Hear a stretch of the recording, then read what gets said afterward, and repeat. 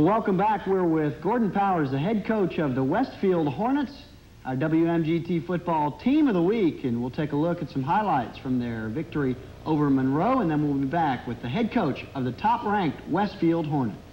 At Monroe Academy, top-ranked Westfield was looking to end their region's season unbeaten. And from the word go, quarterback Joey Brett was on the money. Brett hit on 6 of 11 passes. And Kyle Hester here, he played only the first half of action, but also had a pair of touchdown passes to Mark Cummings as they built a 27-0 lead at halftime. Brad Bolton carried 4 times for 44 yards as the Westfield offense dominated in the first half of play. The defense did the job as well. Here, one of several sacks for the swarming Hornet defensive unit. And when the special teams had the opportunity, they did the job as well. On this punt attempt, Mark Massey will fall on the errant snap for a touchdown. Westfield rolls to a 35-0 win. They're headed to the playoffs of the region championship under their belt. The Westfield Hornets, Region 3 AAA champions and heading to the playoffs. We're with Gordon Powers, the coach of Westfield. Coach, congratulations on a great season. You guys finished the region schedule unbeaten with your victory this weekend, and it was one of those games, I guess, where you were able to get some kids in there and not risk some of your starters to injury and really get a good look at everybody as you head into the playoffs. Brent, we got to play a lot of young kids. We got our first team got in there early and did the job. I think we scored 2 times on 3 offensive plays at the beginning of the first quarter, and that kind of set the tone, and we got those guys out of there. Even before halftime, we got several of them out. In the second half, we turned it over to our B team, which those guys haven't gotten to play a whole lot. Even with as good a record as we've had a lot of close ball games, and it is good to see what some of the younger kids can do in the game. And now is especially important because you never know, and you hate to talk about it, but once you get in the playoffs, an injury could happen any time. You might have to call on some kids that really haven't had that much game experience during the year. Right. We moved some boys around position-wise that if we did run into trouble with injuries, they would have to fill in there. We did a lot of that right before halftime and in the third quarter.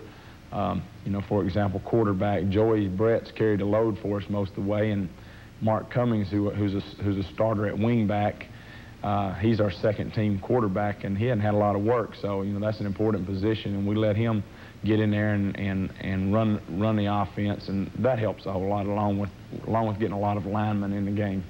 We talked about Joey Brett. This is, by the way, you are our first repeat team of the week, and congratulations on that.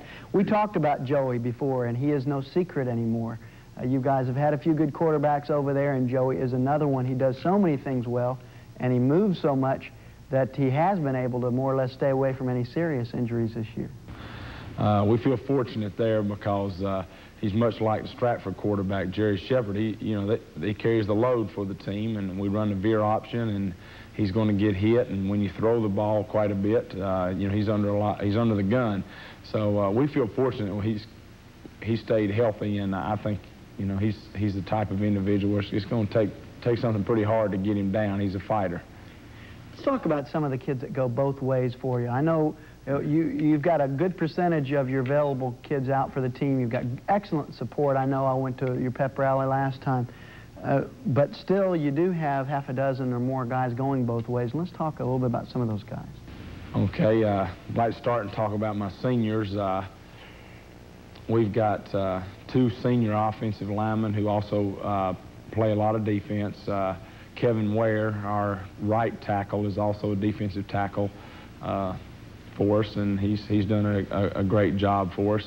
Dwayne Langston is another tackle we have that starts on the offensive tackle and has played quite a bit on defense. My center, Mark Massey, is also the defensive end, and he's a leading tackler on the team as a defensive end, and he does a great job at center.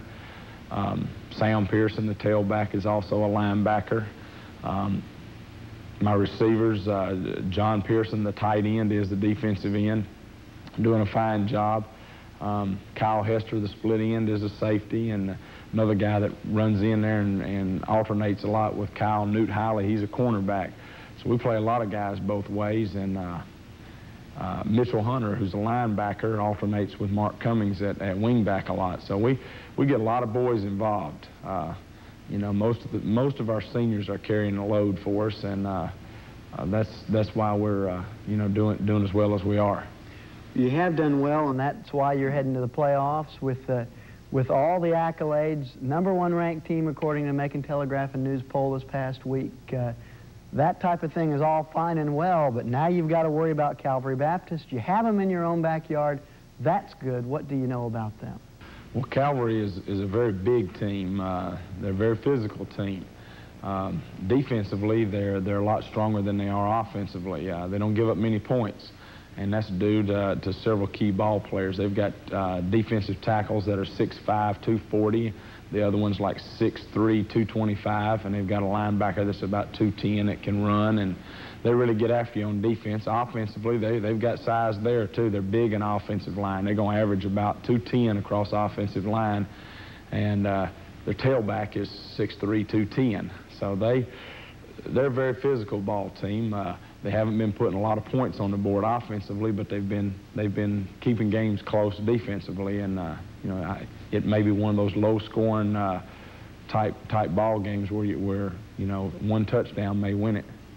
This is one of those things where you talked about them being an improved team and probably better than their record. Their record in this case is deceiving.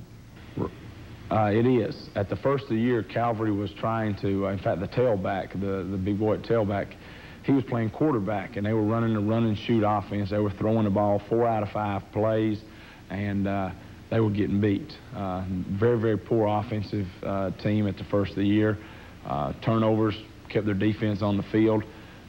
So when it got down around and getting close to region time, they switched and went more to a running game. They took their quarterback and made him the tailback, who's their best athlete, and they started running the ball and playing a lot better defense. So they are an improved team, and we've had some common opponents, but it's hard to compare them because those common opponents occurred early in the year, and Calvary has come together and gelled as a team since then.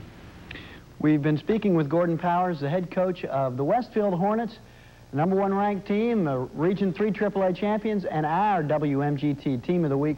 Coach, congratulations on a great regular season. Thank you, Brent. And good luck in the playoffs. Thank you. We'll be back with more WMGT football, so